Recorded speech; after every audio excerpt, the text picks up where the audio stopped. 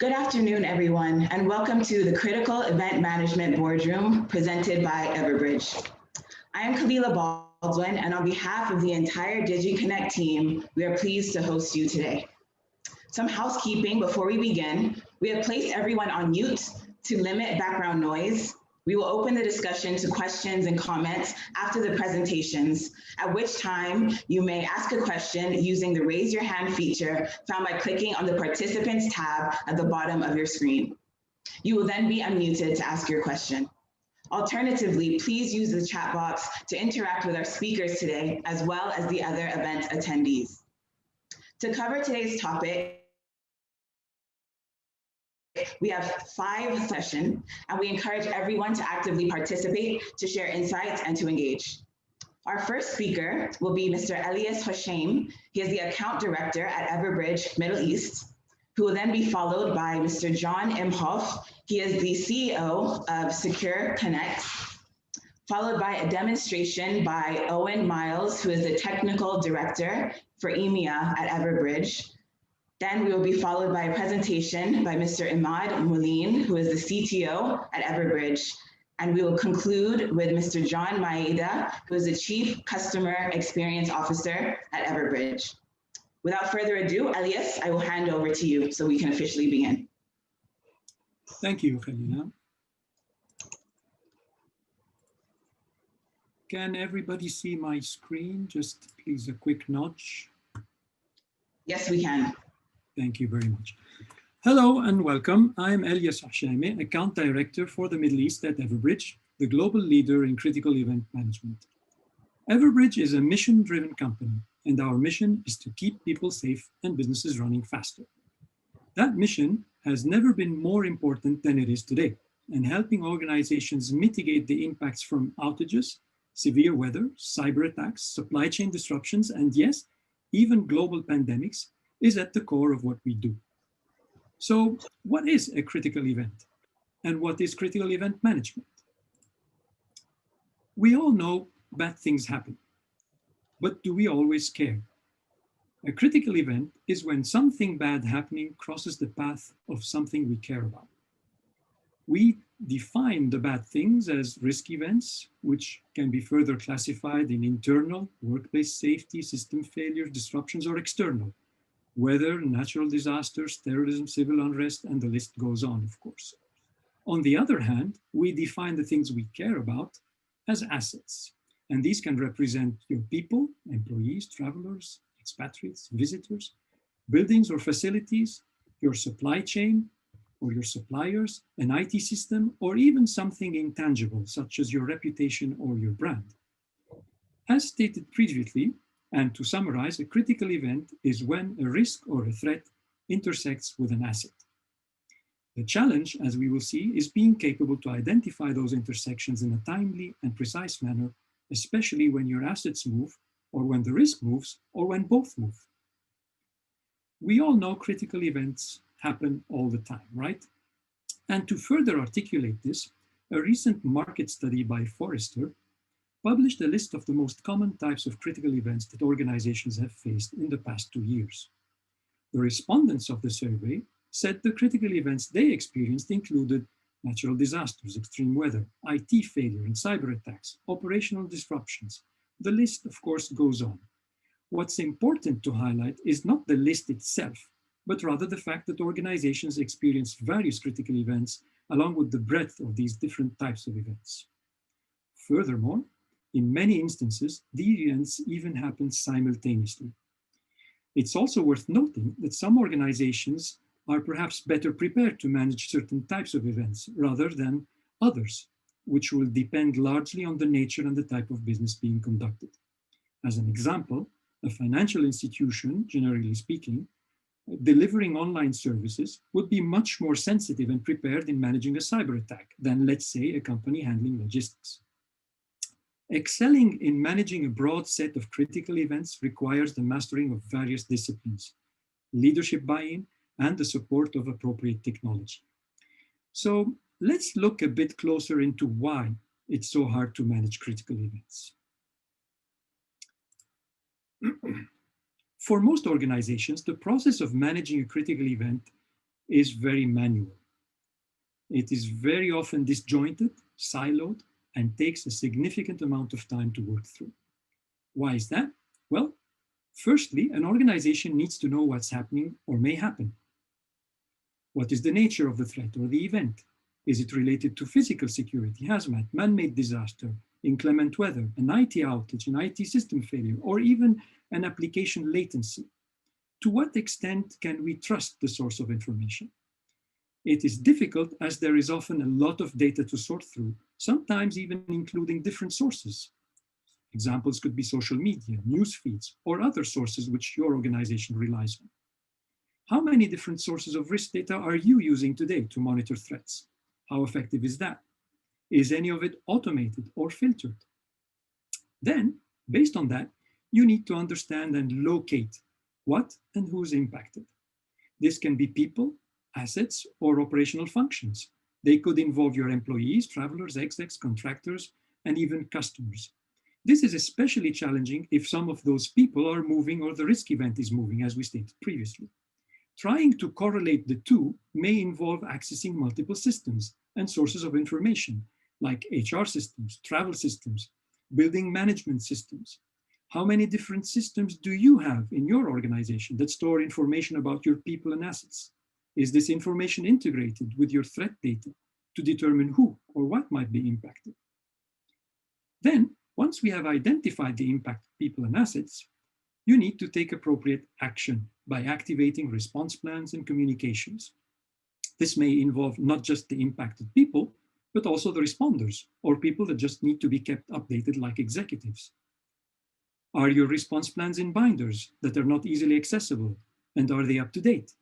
Are your response plans and communications automated based on specific incidents? Is the communication bidirectional? As you can see, many elements which you need to keep track of and think of. And finally, once you've activated your plans, you need to analyze your situation to make sure their execution was effective, or simply to understand how well you performed. This may involve after-action reporting, or in certain cases, may require additional actions to be taken. Also, we always need to have a better understanding of what went wrong and what can be improved. In certain circumstances, we need to demonstrate what action has been taken for compliance reasons. And many times, the systems to do this are manual or not even in place. So, how do you analyze your effectiveness today? And of course, to make things worse, all this while the clock is ticking on the event. We all know that critical events are time sensitive. The more time that passes, the greater the impact to your people, your assets, and business operations, and the fewer the options that might be available to you in your response. So, what's needed? Well, the correct cadence of activities should ideally look like always know what's happening or may happen soon, always be able to automatically identify what and who's impacted, who needs to know and who can help, be ready to inform, communicate with, collaborate in order to mitigate the risk or accelerate the incident resolution, and finally, automatically collect the necessary data about the incident to comply with regulations and to improve your response process and effectiveness over time. And the key here is that these activities should not be siloed, but instead fully integrated, enabling the organization to streamline and manage its response to critical events through timely, data-driven decisions and data-driven actions, all while reducing human error and enhancing the communication experience.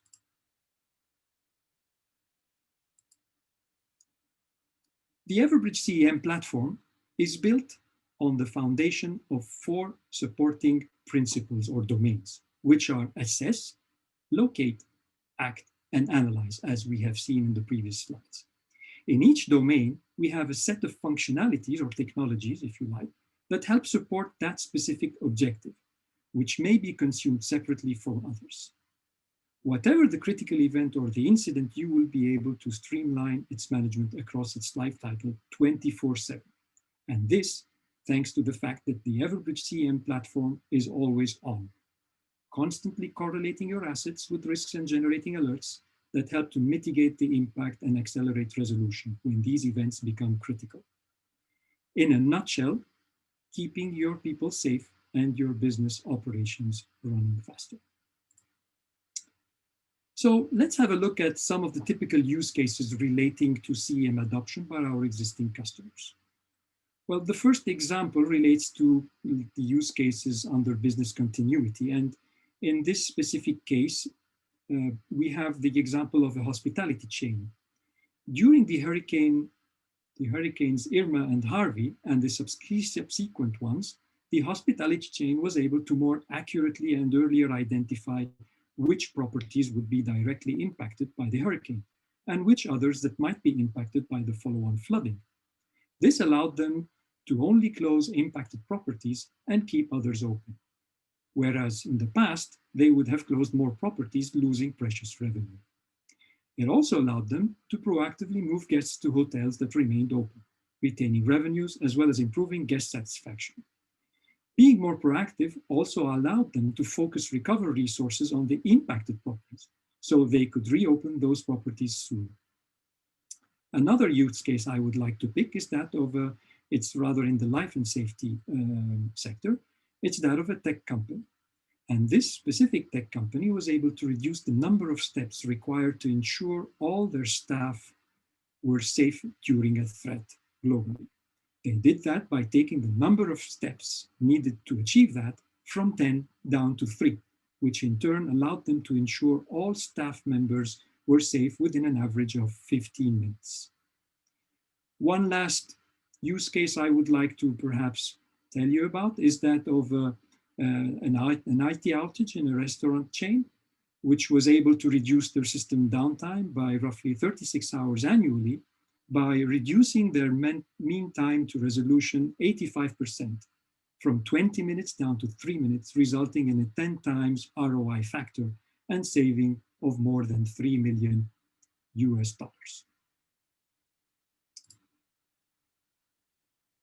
And I believe with this, we have come to an end to the first part of this presentation. I will be back for the closing and concluding statements of today's session, where I would also like to share with you some further insight as to why partner with Everbridge.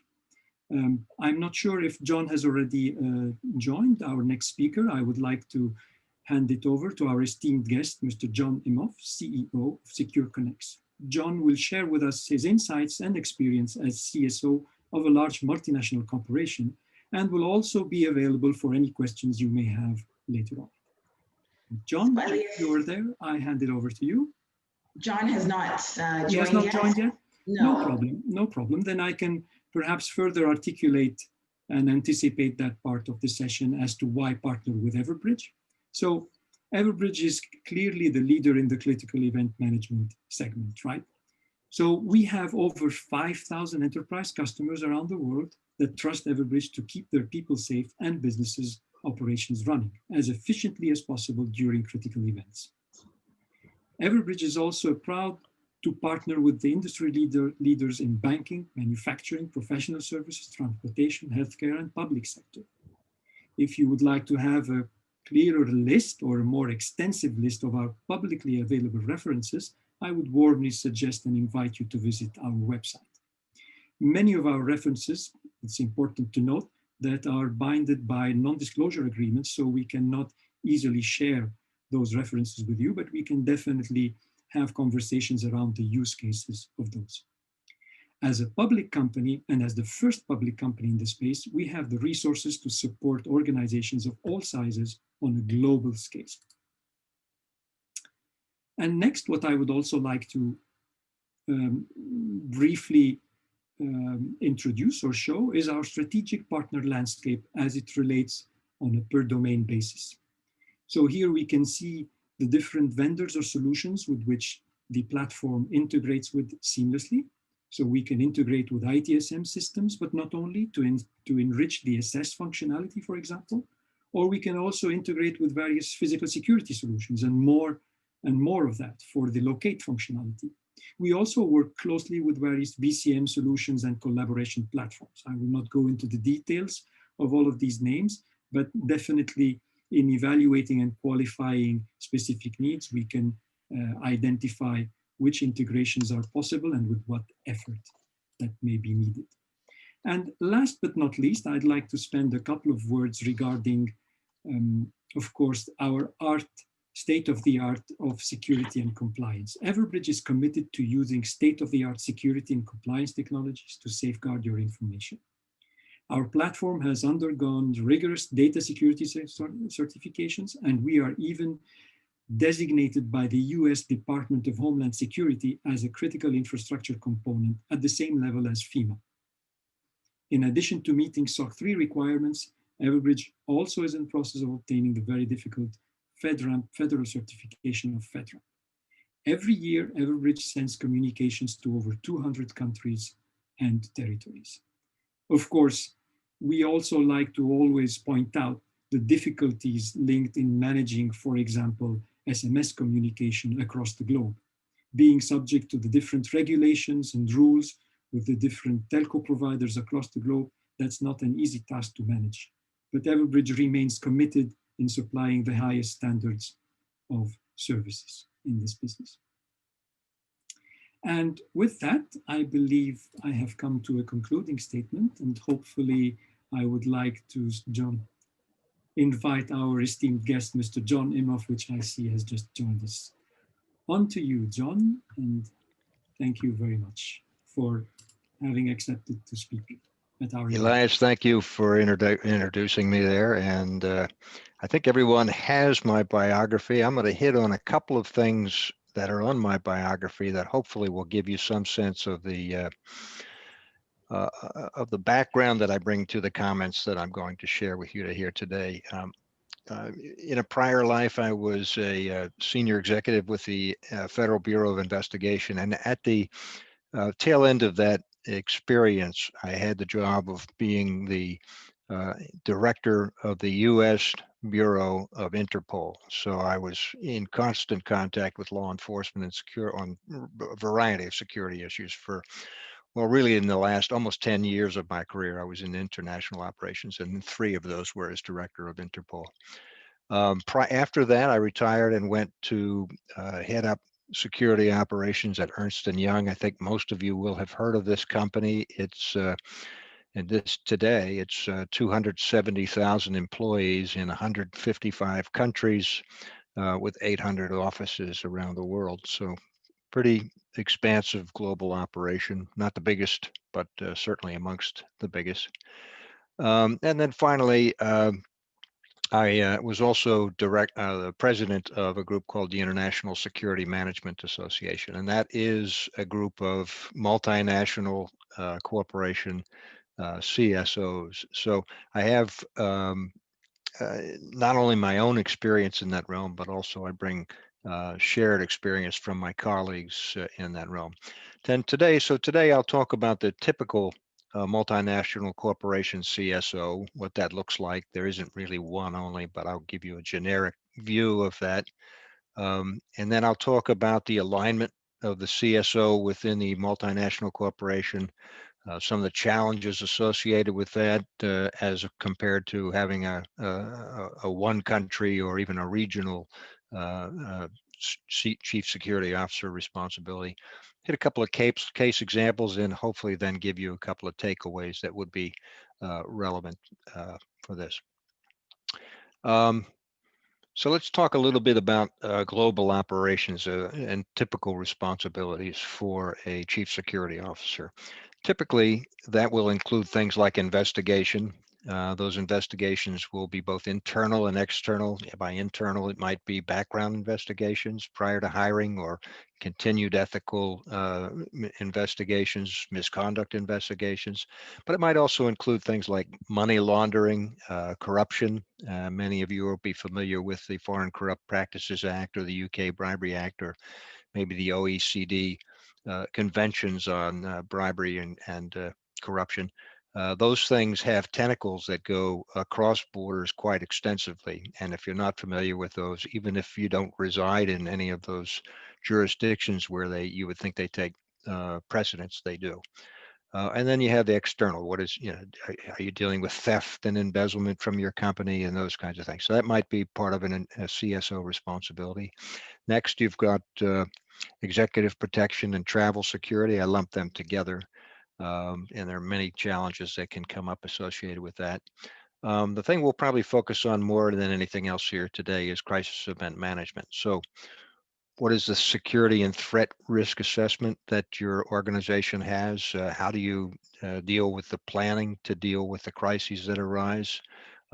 Is that planning only about the crisis event itself, or does it include responsibility for continuity management? And then finally, how are you testing and making sure that those operations are meeting compliance standards? Physical security, most CSOs will have responsibility for guns, gates, and guards, as well as access control and camera management. I think of those as the stitch in time. Hopefully, if you've got strong and robust physical security, you can avoid many of the things that would lead to the need to invoke a crisis event management plan. But no one lives in a cocoon, so you must always be prepared for that regardless. Uh, KRE, kidnap, ransom, and extortion, not something that most of us deal with every day, but when they arise, very important to have your plans in place for that. And then some of the more esoteric aspects of a chief security operation might include private product integrity. All of my colleagues in the pharma industry have this almost as a primary responsibility. Diversion and counterfeiting of products is a very big deal in the pharma industry. And then finally, cyber. Um, there is a convergence ongoing today. Many people say, well, that cyber is the chief information security officer's role, but there's rarely a serious cyber event that doesn't have ramifications in the chief security officer's realm. And as such, it's very important that the CISO and the CSO are closely aligned. Oftentimes, you're seeing today that those organizations are being converged. In fact, when I first started in security back in 2002, that was almost unheard of. But a recent survey that I saw showed that up to 30% of organizations had aligned or actually combined the chief information security officer with the chief security officer into a single entity. So these are things that are changes that are coming about in the uh, security aspects of multinational corporations. Um, Stress a little bit too the importance of a CSO's alignment within the organization. It's imperative that the chief security officer have strong liaison across all of the verticals within an organization. What you find is that no plan that while you may be responsible for developing the plans that are associated with crisis response, no plan happens strictly with security activating and making things happen. You'll find that the HR is a vital part of that. Your human resources, your legal department, obviously risk management. Where does this fit in the scheme of risks that your organization has, and have you prioritized it properly to make sure that the proper resources are being dedicated to that. Those things have to happen on an ongoing basis. IT, CIO, CISO, that's the information technology organization. I talked about that a little bit already. Finance, of course, you need to fund your operations, but there are other aspects of finance that will come into play during the course of crisis response. Operations, facilities management, real estate. We talked about the chief security officer having responsibility for guns, gates, and guards and cameras. Well, that doesn't happen unless you have facilities. So the liaison with real estate and the facilities managers is imperative. Manufacturing, procurement, all of these components of the organization. And finally, the board of directors. If in an existential crisis event, the board of directors, that's the first time they've heard that we actually have a security operation, then you're probably behind the eight ball. You're probably not going to have the resources or the planning necessary because yeah, that's sort of where the organization comes together as a whole and makes its decisions. So all of this is challenging enough in one country, as I mentioned earlier, or even with a homogeneous region, but it takes on a very different dimension when you talk about a truly global organization. So let me highlight a couple of the CSO challenges in the global organization that would not be present in a single nation operation. These are varied. First, I'll mention cultural. There are varying degrees of risk appetite around the world, and then there are a lot of unwritten rules about the way things operate in certain countries. I think about some experiences that I had personally in establishing operations in Papua New Guinea. I don't know if any of the audience has had any experience with that. It's an island north of Australia, and it's known for its lawlessness, quite honestly. And so, what might be considered to be threatening um, elsewhere, the citizens of Papua New Guinea have just that's a daily fare for them. That's what they deal with: car theft, armed robbery, et cetera, et cetera. So as you move into that sort of environment, it's a different dimension. Political, different systems of government. We don't have one type of government around the world. And so when you're doing your planning, it's very important to understand the governmental milieu within which you're operating. And I think of our use of social media, for instance, in building our crisis response plans. um, Very open, very capable in Western Europe, in the United States. As you move into other countries that are a little bit more totalitarian in their government approach, the use of social media as one of the tools in your crisis response is less available. Legal and regulatory environments, as I mentioned earlier, there's many different legal structures that you have to understand in order to know whether or not your plans have resonance in the place where they are expected to be implemented. One of the most obvious that jumps out at all of us is privacy considerations. Can you put people's home addresses into a database so that you can see when a crisis event occurs, whether or not it's affected our people? And the answer to that in Europe is no, not unless those people have personally decided to give up that right to privacy. So that's a huge variation that we see as we go around the world. Just one example of legal and regulatory challenges. Public infrastructure reliability. Are you operating in a place where water and sewer are operational? One of the examples I'll cite here is India, where we have um, uh, what they call dirty power. Power outages are much more common in India than in most developed nations in the world. And then telecoms challenges in India. So how do you work within that environment? And everyone knows that India is one of the major offshoring destinations in the world, where businesses are using HR staffing in India to do work elsewhere around the world. So how do you make sure with that kind of an infrastructure that your plans are capable in the face of a crisis?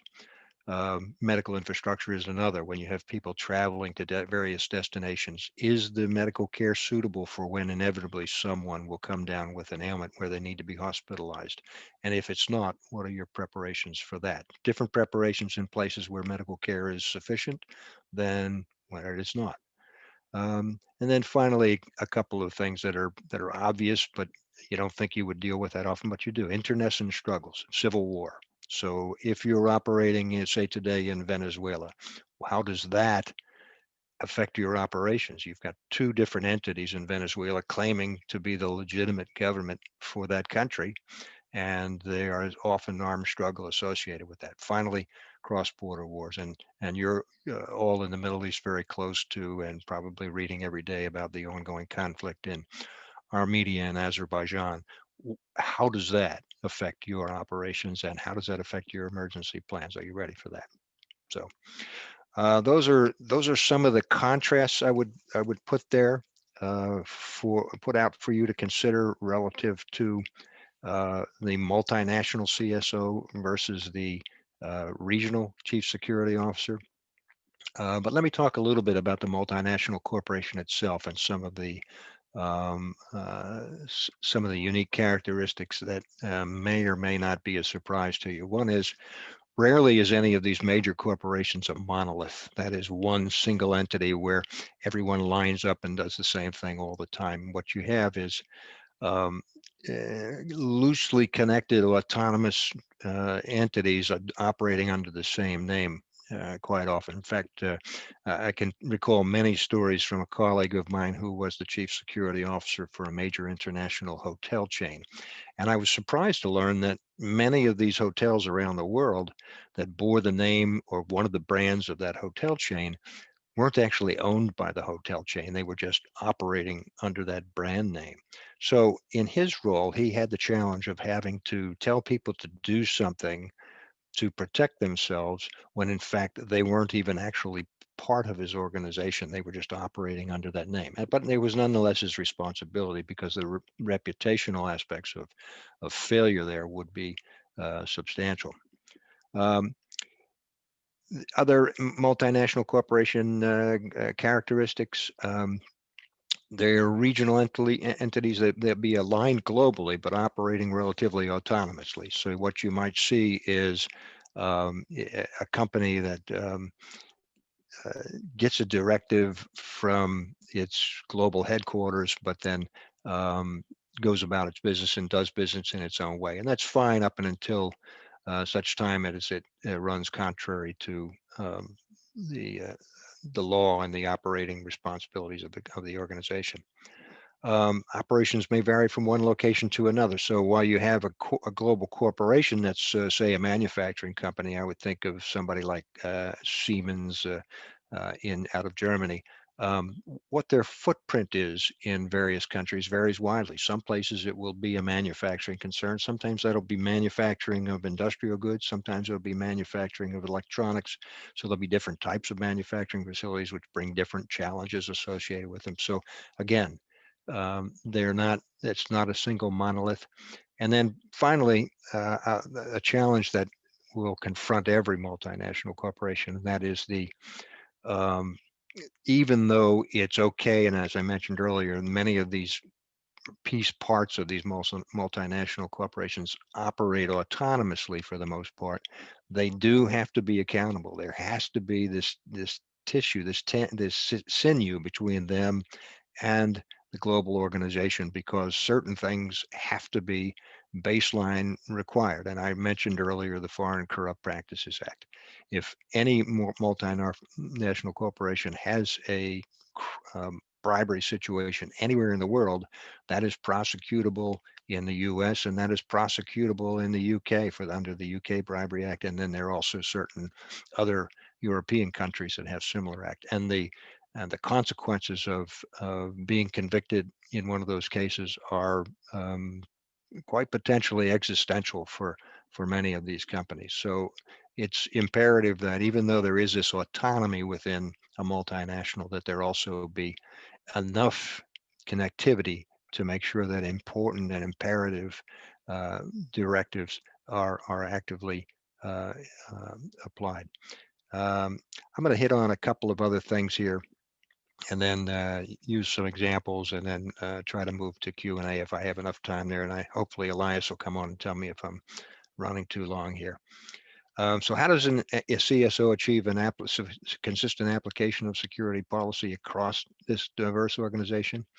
And the answer is planning, activating, replanning, and training. And I would direct all of your attention to ISO 22301, which really applies to any company. That is the international standard on business continuity. It doesn't talk just about continuity, but it talks about crisis event planning. And they use the term Plan, Do, Check, Act. PDCA is their big acronym, and it is, you must have these plans, you must exercise these plans, you must activate these plans whenever they're appropriate.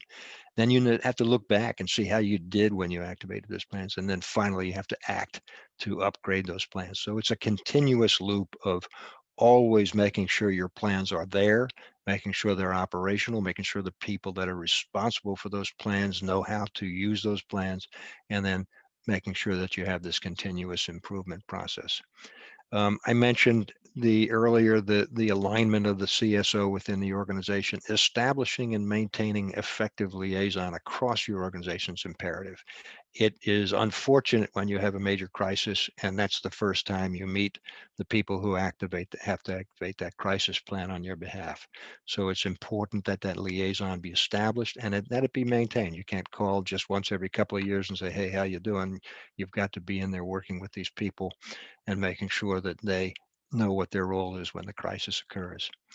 Effectively employing risk-based prioritization. As I mentioned, these corporations are very huge. They're across many countries, many cities, and you can't boil the ocean. You can't be every place at one time. So you've got to get prioritization in place to make sure that the key facilities, you'll never have enough resources to be 100% in all places. So you have to make sure that when you apply those scarce resources, you're doing it on a risk-based matrix that allows you to cover as much as possible given the resources that are allocated. And then finally, having the tools that you need. And you'll hear plenty from Everbridge. I can tell you for a fact that all of my crisis planning was extremely dependent on our ability to communicate, and the Everbridge platform was an essential element in our ability to communicate. Let me hit on a couple of examples and then I'll turn it over to questions and then it'll be on to the next speaker if I could. Probably the most significant example of prior planning, and you'll see that I have a lot of gray here. That's for every time the phone rang in the middle of the night and I didn't have all of the things in place that I've referenced as best practice up to this point. And I can remember in 2011, March 11th, actually, it was the phone ringing in the middle of the night. And it was Control Risk calling me. And they said, John, there's a tsunami that has happened in Japan. And this wave is rushing ashore and it's dramatic. And I thought, wow, where in Japan? And they said it was on the northern island, on the main island in the north end, and probably I think we were about 100 miles north of Tokyo, which obviously is the center there. And as this situation unfolded, we ran into a number of situations, and everybody knows the story of what happened after that. It wasn't just the city that was decimated by this 130-foot wave that came ashore and took buildings and trucks and houses and just washed them away as if they were some sand on the beach. It was the overflow to the Fukushima nuclear plant, which then failed and created a nuclear contamination situation. So now we had the risk of Tokyo itself being subject to contamination, one of the most populous cities in the world with more travelers there than you can possibly imagine, more expatriate assigned there than you can possibly imagine. And our plans were tested to the max in this instance.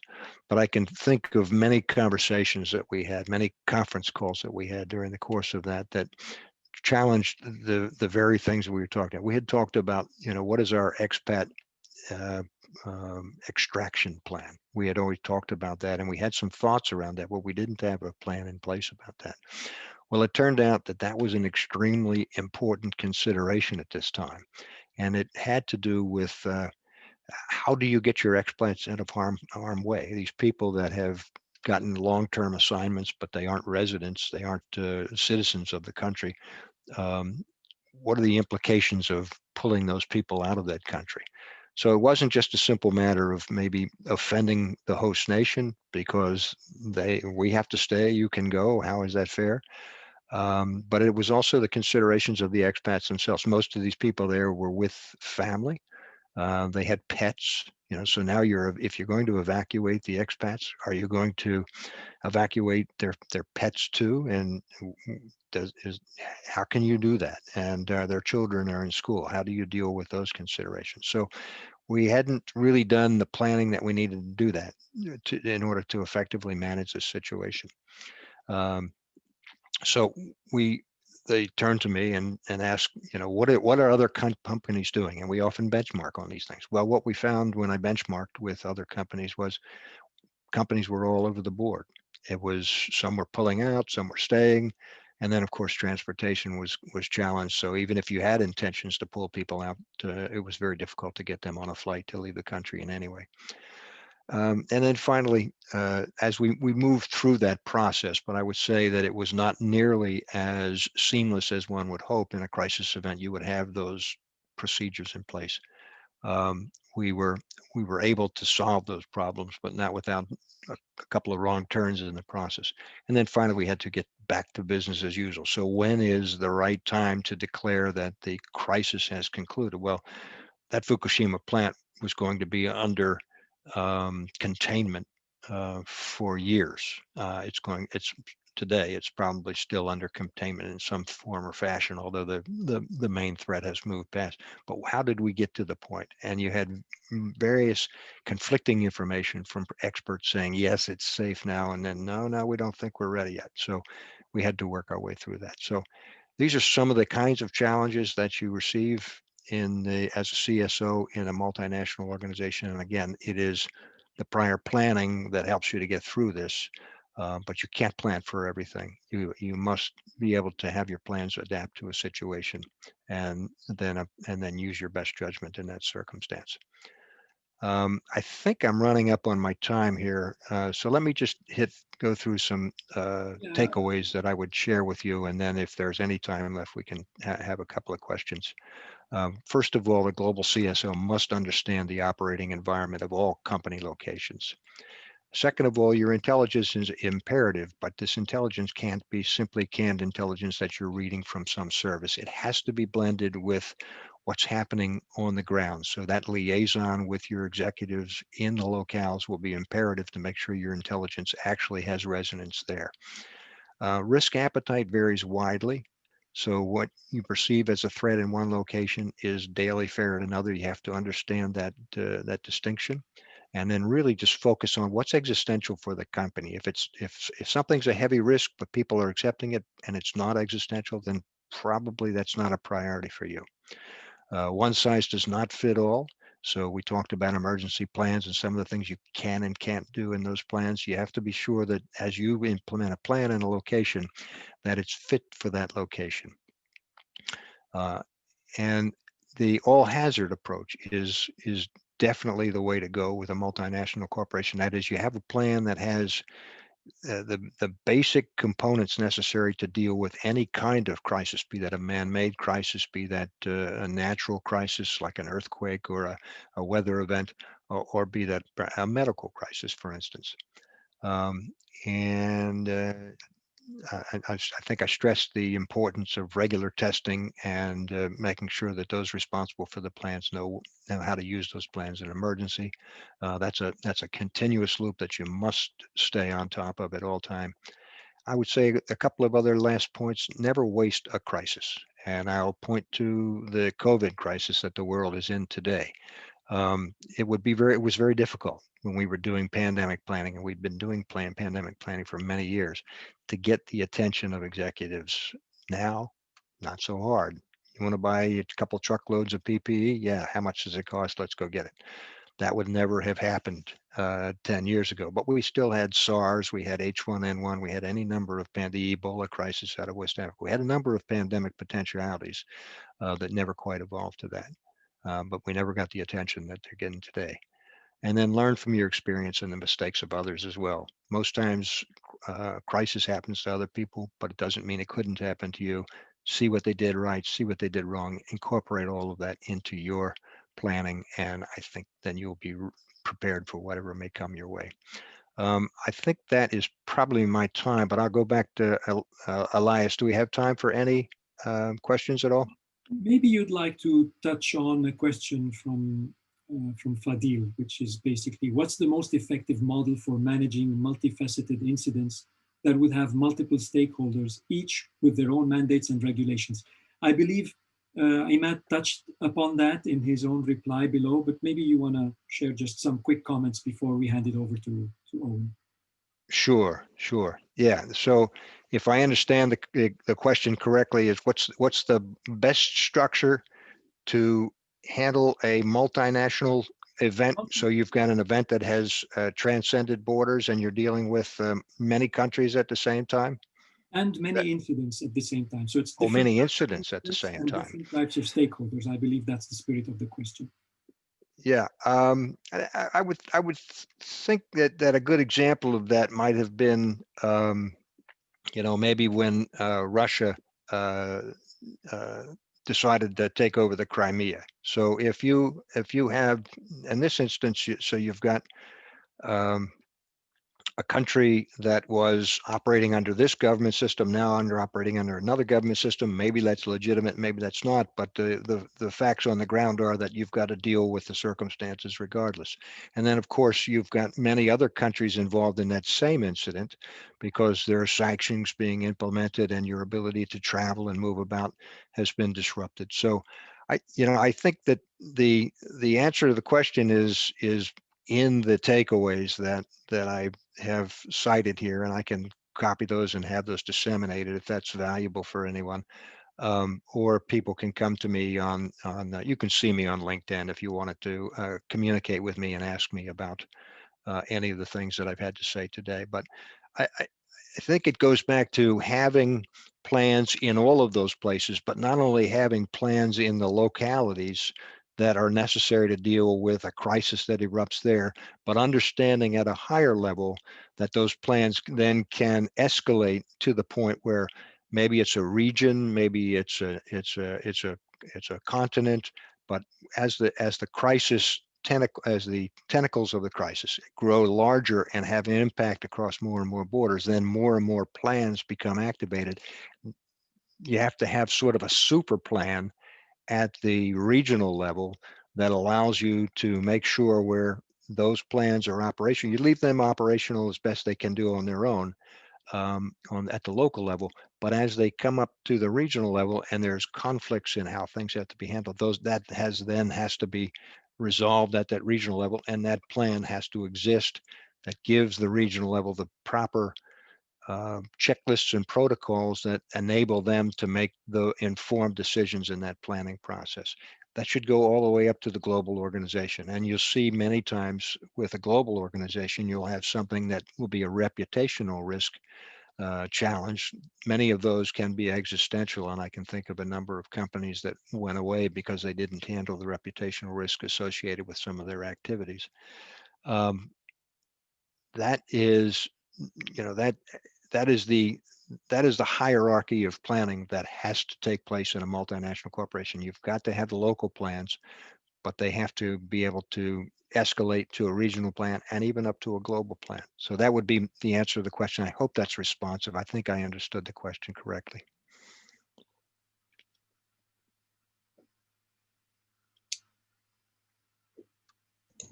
Thank you, John. I think that's about it. We can probably move on to. Okay. Are you going to introduce the next speaker, Elias? Would you like me to do it? Please go ahead, John. Okay. I think next we have Mark Biddle, who is an Everbridge solutions consultant, and he's going to.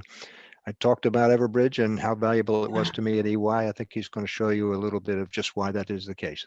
Thank you. John, so we actually now have Owen Miles. He will be presenting the demonstration. Oh, I'm sorry. I apologize. All right. I'm not a very good introducer, am I? No, we had to switch last moment due to I'm an sorry. unexpected event. Thank you, John, for those insights. I certainly found it of great interest.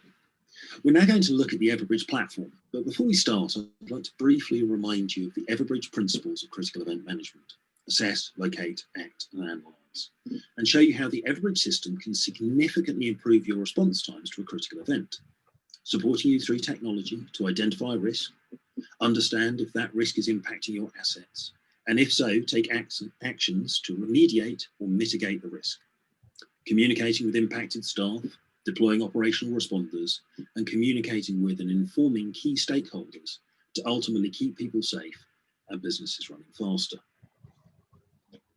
In order to do this, we need to understand the challenges every organization faces, and that is the correlation of assets to risk.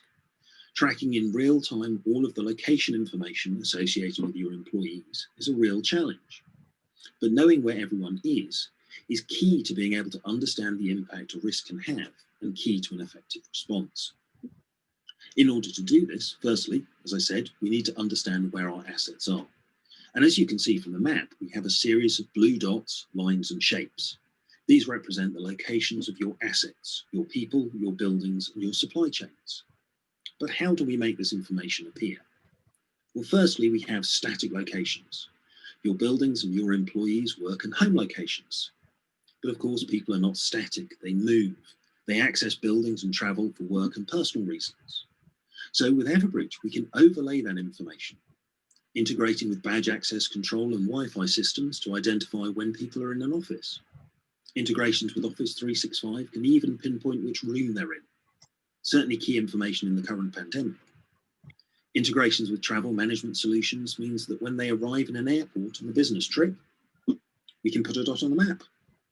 When they arrive in the hotel, we can put a dot in that location. And of course, this information is time-based. So knowing they've left the airport, we automatically remove the dot. But as I said, people move. They do not always remain in their expected locations, particularly if there's a critical event. So integrations with mobile technology is key, either through the native Everbridge app or via wearable devices. It ensures that when a risk event could potentially be impacting them, we understand where our employees are, and added to that is an open API infrastructure. That means that any device associated with any asset can be used to update their location, whether it's an RFID chip on a package, GPS from a vehicle, or facial recognition software linked to CCTV. All of this information is collected and collated within the Everbridge Critical Event Management solution to provide you with the most accurate intelligence on where your assets are now, all through a single pane of glass. I do not need to be continually switching between multiple systems. HR systems to understand people's work and home addresses, travel management systems to understand travel plans, telematic systems to understand current locations. I have access to all that information in one place. So now we know where the things we care about are, we need to understand the potential risks happening in the world. And again, this represents a real challenge. Collating multiple risk events and risk intelligence systems just to obtain a picture of what is happening often means multiple systems. Well, again, the Everbridge Critical Event Management solution allows you to view these risks from a single pane of glass, blending information from our own risk intelligence team, the RIMC, who use a combination of AI, sophisticated technology, and human risk analysts to scour thousands of diverse information sources to provide early warning of incidents at the neighborhood, regional, national, and international levels. Evaluating incident intelligence in real time, reporting all incidents that could threaten business assets, operations, and traveling employees. This can include wildfires, hurricanes, earthquakes, explosions, fires, hazardous material spills, highway closures, plane crashes, and power outages. Overlaid on that are other sources, such as social media, weather and earthquake alerts, as well as partner companies such as Control Risk and International SOS. All in order to give you a single pane of glass risk landscape. But of course, there may be risk intelligence you collate yourselves, possibly from internal systems, possibly from local providers.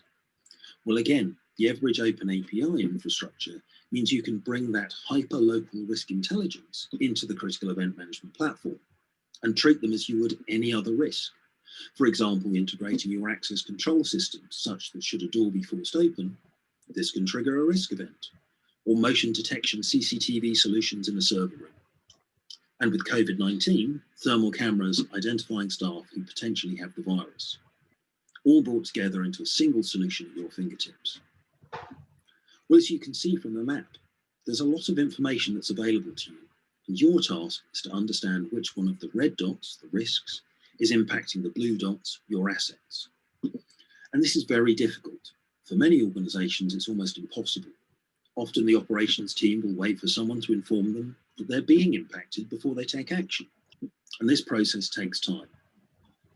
Well, this is the first challenge that the Everbridge Critical Event Management solution helps you solve, allowing you to move from a reactive to proactive stance, informing local staff and response teams of a critical event before they even know about it. So we don't need to see the assets, we can turn that information off. We don't need to see the risk events. We can turn this off too, because the Everbridge correlation engine is doing the work for us. And what we need to focus on is the alerts. This is when, based on your configuration of the platform, an asset is within the impact zone of a risk event, so we can filter out the noise, allowing us to focus purely on these alerts. And when we focus on the alerts, the Everbridge Critical Event Management Platform allows us to complete in a matter of seconds the first two steps of the Critical Event Management response process: assess and locate. As you can see on the screen, we have a simulated weather event in Dubai. By clicking on the icon, I can immediately understand the risk event, in this case a flood. I can immediately see the impacted assets, 459 people and 2 buildings, and I'm ready to act. Of course, taking action may be different for different organizations and is often dependent on the nature of business and, of course, the nature of the risk event impacting our assets. It may be as simple as sending out a message to those impacted by the risk. Well, the Everbridge Critical Event Management System allows us to do this within 6 clicks.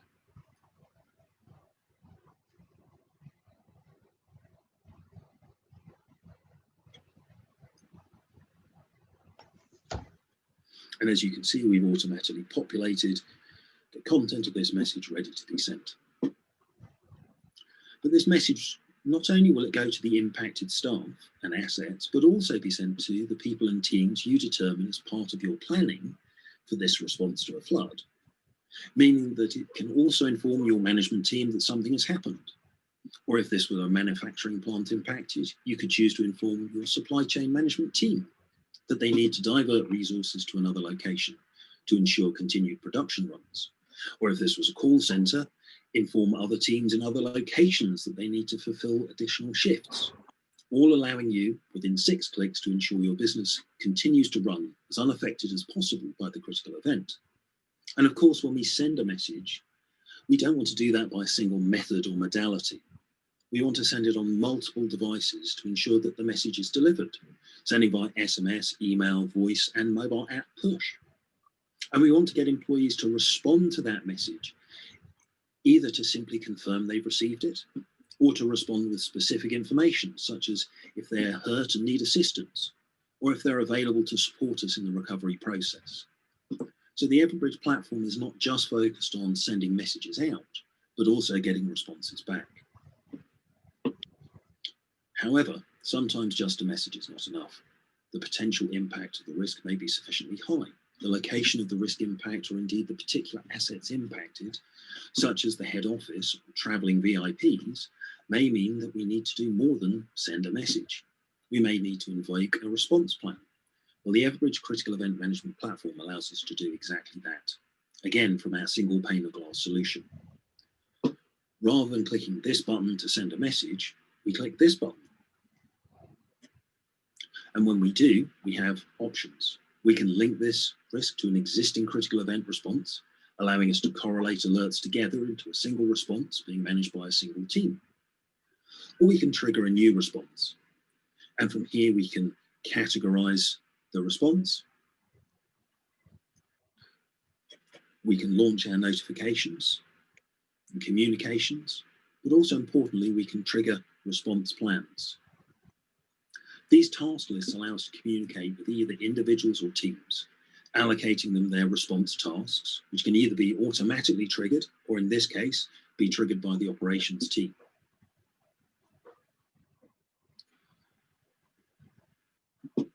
And where the plans detail which person or team should be allocated to the task, well, that's built into the system during your planning process.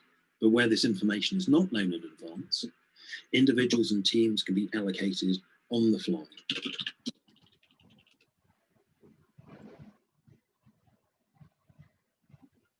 But of course, the nature of a critical event is such that you need to be able to adapt the plan during the response, react to the unexpected, and the Everbridge Critical Event Management solution allows you to do exactly that.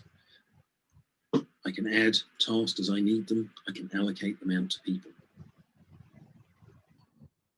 Additionally, each task can have supporting documentation associated with it, so that those who are responsible for the recovery have access to the information they need when they need it, all at the same time as we're managing multiple critical events occurring simultaneously wherever our assets are located.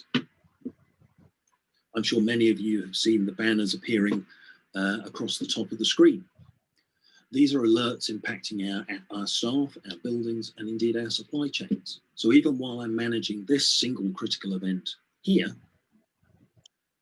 I'm being informed of other events impacting my organization, all allowing us to manage multiple critical events either centrally or indeed regionally and locally. But what happens when the lights go off? What happens if we do not have 24/7 operation centers monitoring for critical events? Well, the power of the Everbridge Critical Event Management Platform is not turned off. The correlation engine that we've seen in operation is not dependent on your systems. It continues to run, protecting your assets, your people, your buildings, and your supply chains, automatically informing operations team, not only that there's been an alert, something impacting your assets, but providing them with the details of that critical to assess the situation, providing them with a list of impacted assets, allowing them to locate them without ever needing to log into the system, empowering them with the information they need to be able to take action and respond to the critical event. So we've looked at the assess, locate, and act phases of a critical event response. But what about the analyze phase? Well, during a critical event, Everbridge provides customers with a series of dashboards, which shows the current state of your portfolio. These highly configurable panels allow you to display information on any screen, showing, in this case, the summary of the number of active alerts, the number of risk events that took place in the last 24 hours, the number of assets who've been in an alert area, and both textual and graphical forms showing the details of each alert. Mean that, for example, our SMT can have this on a screen in their office, allowing them to immediately understand the organization's risk profile and exposure. And of course, all the actions we've taken, all the information captured, and responses from in the field are available up to us as reports, allowing us to drill down and understand post-incident what worked and what did not, which teams responded quickly and which were delayed, or indeed did not respond at all providing us with a single pane of glass solution for managing critical events, anywhere in the world, no matter what time and when they happen, allowing us to respond and keep our people safe and businesses running faster. And with that, I'd like to thank you and hand over to Imad Moulin, Everbridge's Chief Technical Officer. Thank you. Thank you very much, Owen. Interesting demo here, and hopefully one that showcases some of the concepts that Elias started with, and that hopefully I'll be able to give you a bit more detail around the concepts behind CEM that you just saw illustrated, but also a vision, a direction as to where all of this is going. I'm going to share my presentation right now with you, and then hopefully we'll take it from there. So first and foremost, thank you very much for joining us all as part of this webinar. My name is Imad Moulin. I am the Chief Technology Officer for Everbridge, in charge of the overall product and technology strategy and direction for the company.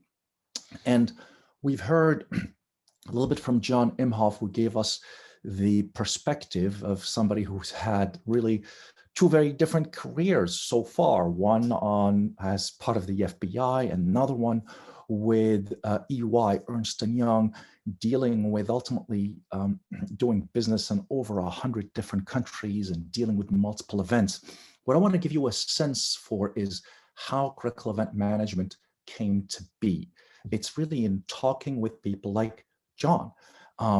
And one of the perspectives I wanted to bring to the table is where all of these ideas came from. One thing that we haven't talked about so far is, for example, the fact that the system that you've seen Owen demo and in some cases John talk about is really also used for public safety, for public warning. So a lot of the insights that have come in came from talking to people who actually are in charge of ultimately keeping people safe in literally 3,600 different environments. So we've got 3,600 active public warning systems going on around the world that have sent over 3.5 billion messages last year to 550 million people, right? Two of the top, really 5 countries with the lowest COVID cases, for example, use Everbridge public warning in order to let people know what to do, to figure out if there are high densities of people ultimately that need the message being sent to them. But the idea here isn't about ultimately the private sector versus the public sector. It's about bringing them together. We've really created a platform with critical event management that every part of society plugs into, right? Whether it's factories or universities or corporations or airports or hospitals or governments, right? Whether it's at the municipal level, at the state level, at the country level, right? Because ultimately, what we've seen is that critical events touch everyone and everybody. And when you're thinking about it, regardless of ultimately what your responsibilities are, residents and visitors are touched. First responders and IT resolvers, whether you're dealing with physical or digital side of the house, detectives and dispatchers, patients, nurses and doctors, students and teachers, security analysts, C-suite executives, right? So we've built a platform that really facilitates the exchange of critical information across different organizations. So when corporations and utilities and public safety services and the authorities are all on Everbridge, they can share information about what's happening, about what's going to happen, and ultimately what's planned. But they can do it in a trusted, in a secure, and a timely fashion. Now, that's what ultimately helps keep people safe and businesses running. So where are we going with this overall vision for critical event management? How do the public sectors and the private sectors come together, right? How does the physical side of the world and the digital side of the world actually leverage each other? That's what's really key here for us to truly understand and to start really dealing with. So what I'm going to walk you through is really a sense for taking this to that next level, where all roads lead to CEM, whether you're coming at it from a public safety perspective and how do you warn a population at the level of an entire country, right? Or on the physical security perspective, because you're responsible for a building or for a campus, or you're on the IT side and you've got critical systems, whether they're business critical or mission critical, that ultimately you need to keep up and running. The whole idea is it's the same approach that works for everyone. And sometimes that's a little bit, hard to fathom, but really it is. Ultimately, our big, hairy, audacious goal, the big vision for CEM is that it protects everything that organizations worry about from anything that organizations worry about. So it protects everything you care about from everything that you worry about. Now, you've seen ultimately from what Owen showed you is that you've got an incredibly eye-catching visualization, right? You've got this common operating environment that shows your organization's people, your assets, your suppliers, your systems, and just about everything else that you care about. It shows you the real-time threats that your organization may face, as well as the status of any response protocols that you have initiated. So this visualization is really nice, right? It neatly groups and summarizes every aspect of what's going on for your organization, gives you the information that you need at a glance. But here's the thing, as compelling as this visualization is, the real power of CEM comes in really when the screens are off, when nobody is watching, because you've got to have a system that's always running, always watching in the background. And ultimately, it'll tell you, it'll let you know when there's something that requires your attention, and then give you the nice little summary, the concise summary. So the idea behind the overall vision is this should expand to everything that may impact your organization, from anything that you may need to worry about, right? The value proposition is still very simple, the way that Elias showed it. right? You've got things that you care about, things that you worry about. Every organization has those, and it's not limited to physical security or to the IT world. It's really everything that ultimately is under your purview. It usually starts with your people, of course, but then you can have your assets, your IT systems, your suppliers and supplies, and of course, even your brand and reputation. And as Elias mentioned, right, today you're probably doing it. Everybody's doing it, but it's not necessarily the most efficient way. It takes time. And the more time that things take, ultimately, the bigger the impact on the organization and all people, right? The better approach is to have one that's more streamlined. First know what's happening, trust the information, make sure it's timely and accurate and operational, then answer the all-important question. Do we care? What's the impact? You've got to do that incredibly quickly by automatically identifying everything and everyone that may be impacted, right?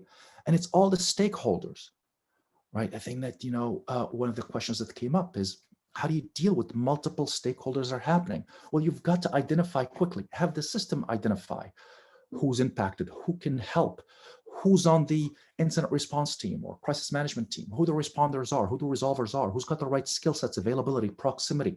It means understanding who needs to know, then initiate and manage the incident response. And then throughout it all, you've got to record every single interaction, every task, every response, every action, and then make adjustments as needed, because things aren't going to go according to plan.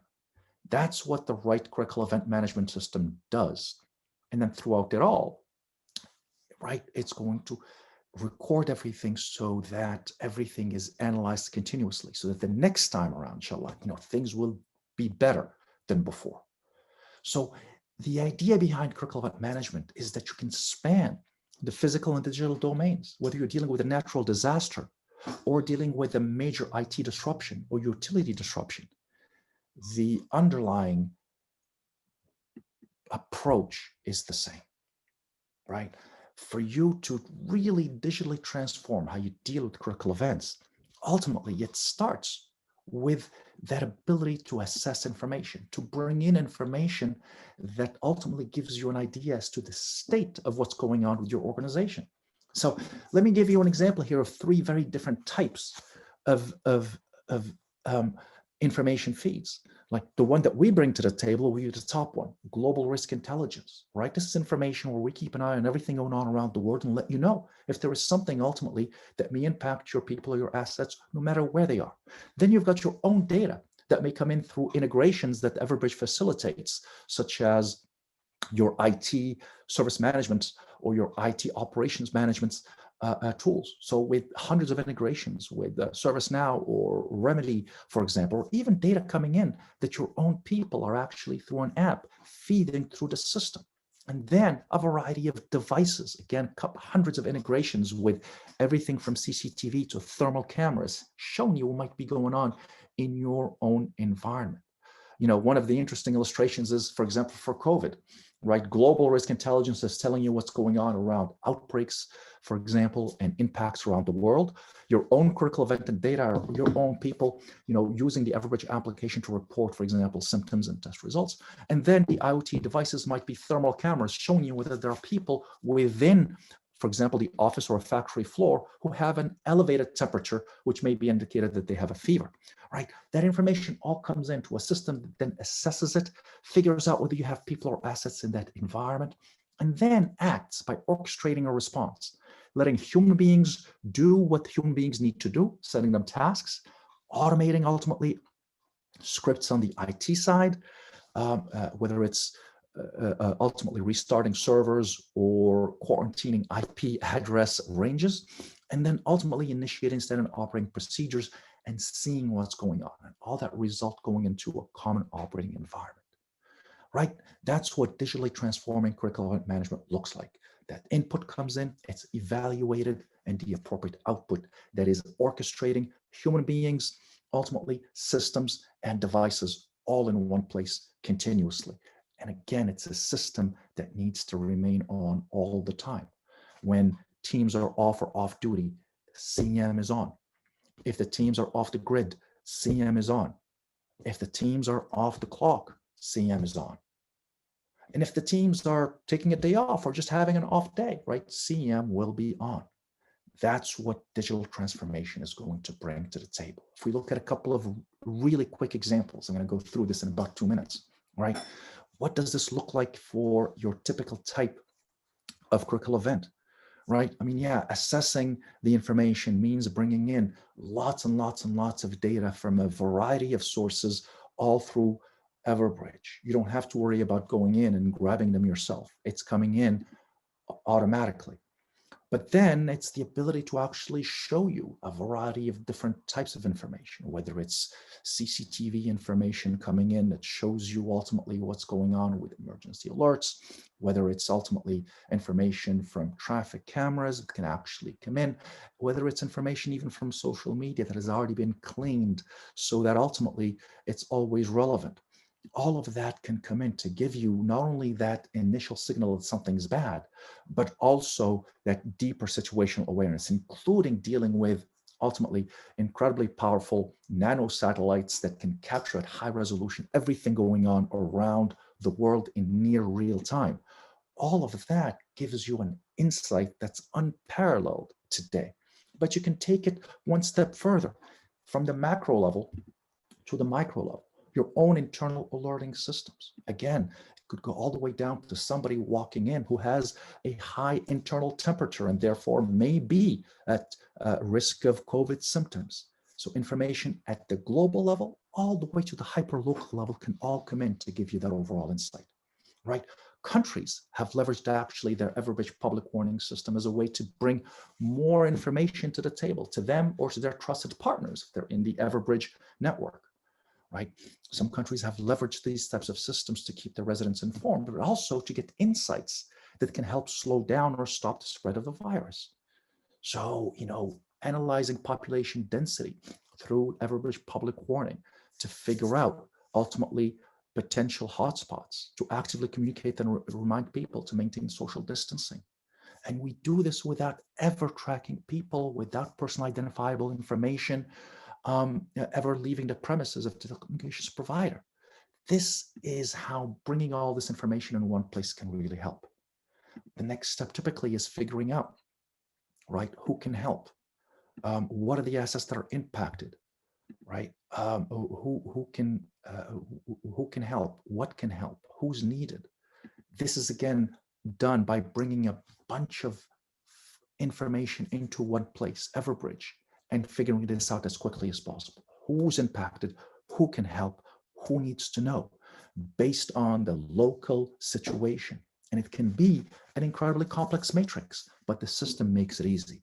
The next step, of course, is to do something about it. We've got a plan, hopefully, that can be executed.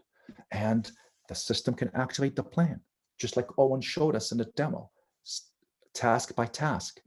Assign things to different people, right? Let them know what they need to do, get the response back. But then the CMT, the crisis management team, the incident response team, can dynamically figure out what to do with those tasks if it doesn't go according to plan, or if the situation on the ground changes, because it's not static.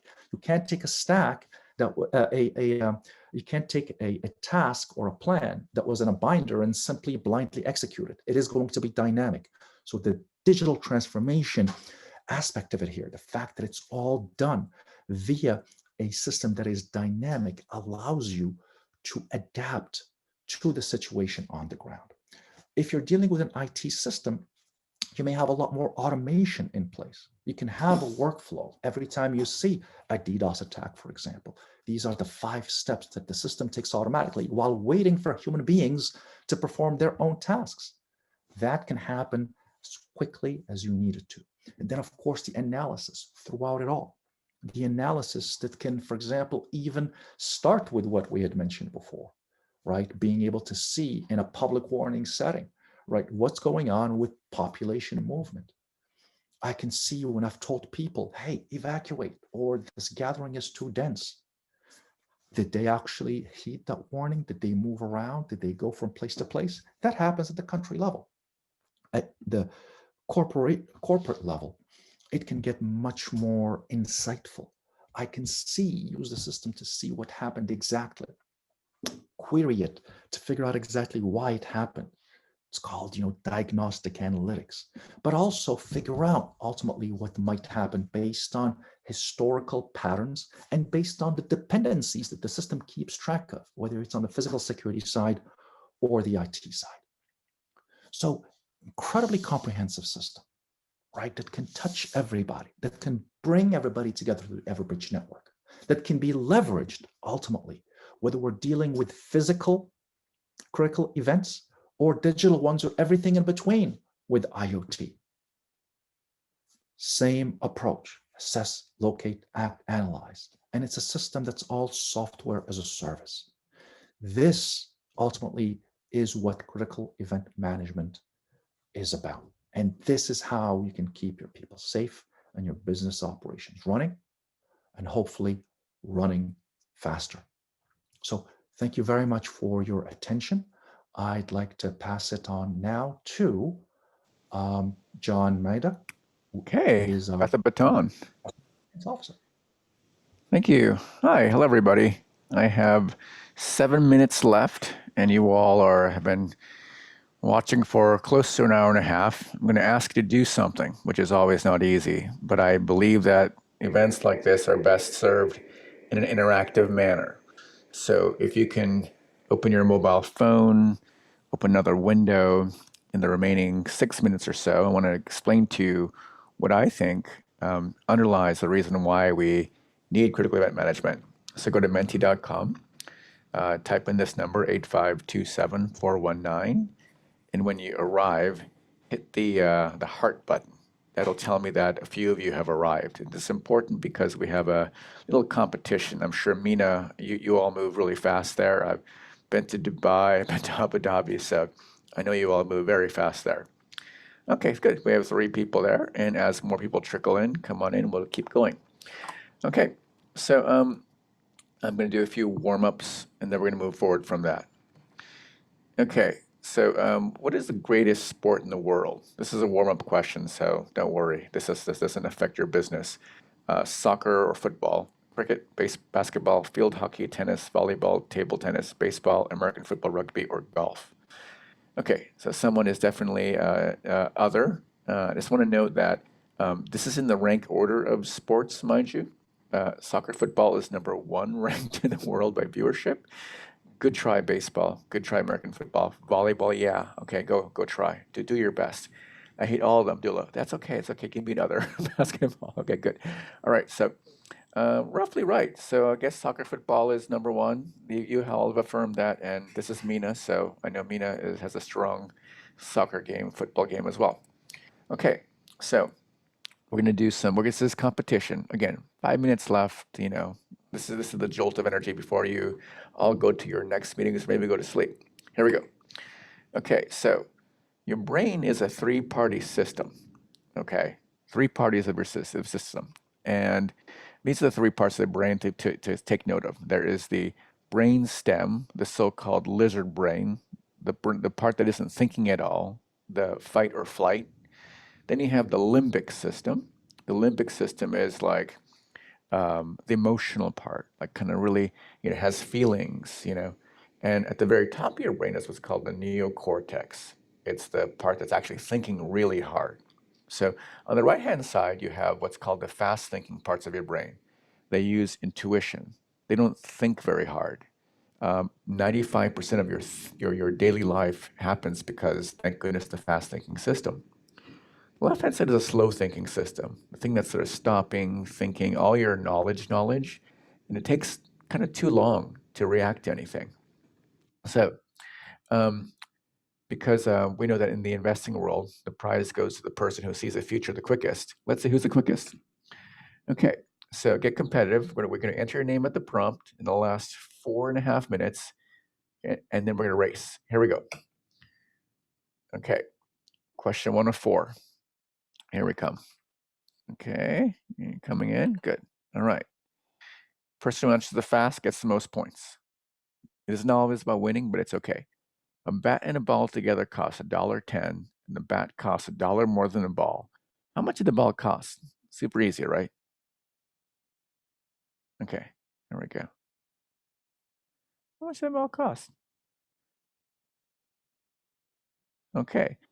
Everyone who said 10 cents is wrong. Everyone who said 5 cents is right. Those who said $1.15, I don't know what planet you're on, but it's a good planet. I like that planet. Why is this important? It's important because everyone who answered 10 cents answered with their limbic and lizard brain because they used logic, their logic of their fast thinking brain. Everyone who answered 5 cents used the top of their brain because they were able to be calm and think. You know, there's that famous story of the person who landed the airplane, like after the 2 engines fell down, and you listen to his voice and it's super calm. Because to John Imhoff's point, he's so practiced that he's deliberately calm. And when you're deliberately calm, you're going to answer 5 cents. But if you're in the rush, the heat of the moment, the crisis, you're going to answer 10 cents. And so let's see who won here. Okay.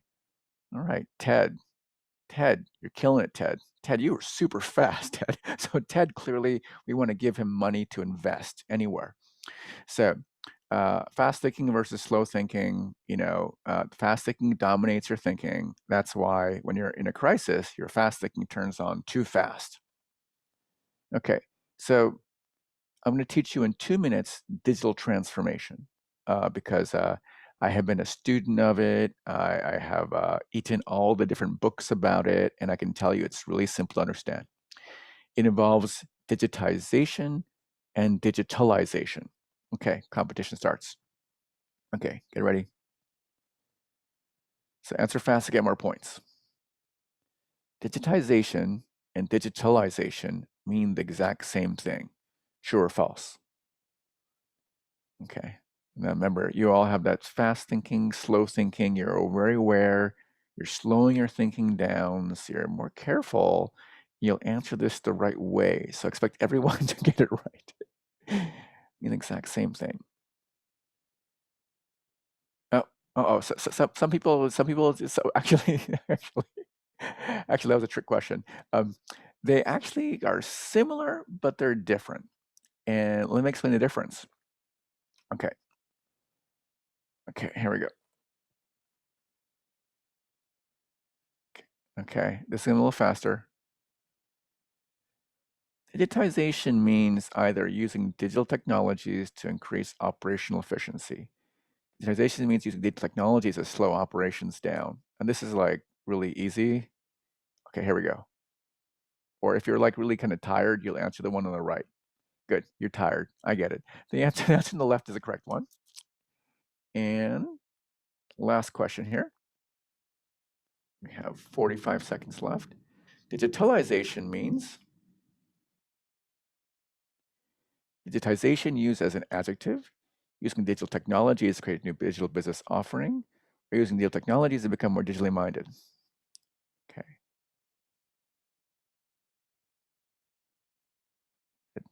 Okay, there we go. Yes, you're right. And so I want to note that, okay, who's Ted? Ted, you are a business maverick. Okay. So digital transformation is about improving efficiency, digitization. Digital business transformation is about digitalization. And the latter is super hard. But the reason why it's gotten easier is think of the fast thinking thing, the danger thing.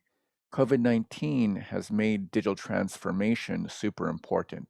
It means it's the most important time, the most opportune time, per what John Imhoff said, turn that crisis into an opportunity. It means digital transformation, digitization, and digital business transformation are happening right now, and that's why you're here. And critical event management sits at the very bottom of the needs of anyone at the safety layer. It's the critical missing piece to any transformation, and it's the only one, frankly, that people care about right now. Okay, back to you, Elias. Thank you very much, John. Thank you to all our speakers. I believe for the sake of time, probably we're going to take 2 quick questions and then we wrap it up here because we have gone a little bit beyond. I'll take the first one. I'm not sure who I believe Imad maybe is the most appropriate. Does CEM have the capacity and capability to manage active shooter events? I'll say, unfortunately, it's one of the more common use cases that we have to deal with, and we've dealt with in the past. Yes, absolutely.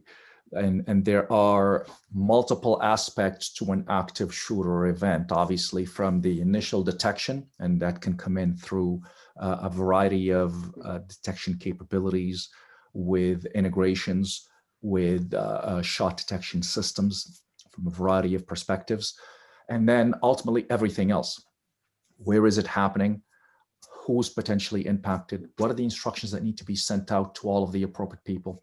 One of the more common best practices that we typically have involves understanding where the situation is happening, where your people are, but also understanding the local, cultural, as well as legal norms. I'll give you one of the examples that I'll typically trot out.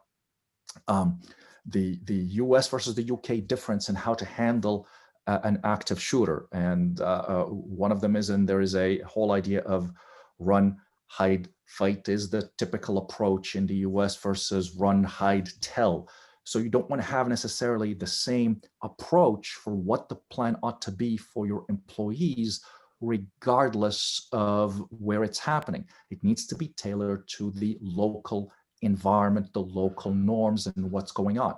So you've got to know that first it happened with the appropriate information. So whether that's coming in from the public authorities, from social media, from risk intelligence, or from a device that is detecting in real time the fact that the shot is happening, then have that automatic correlation that ultimately lets you know that based on where it's happening, here's what your impact is.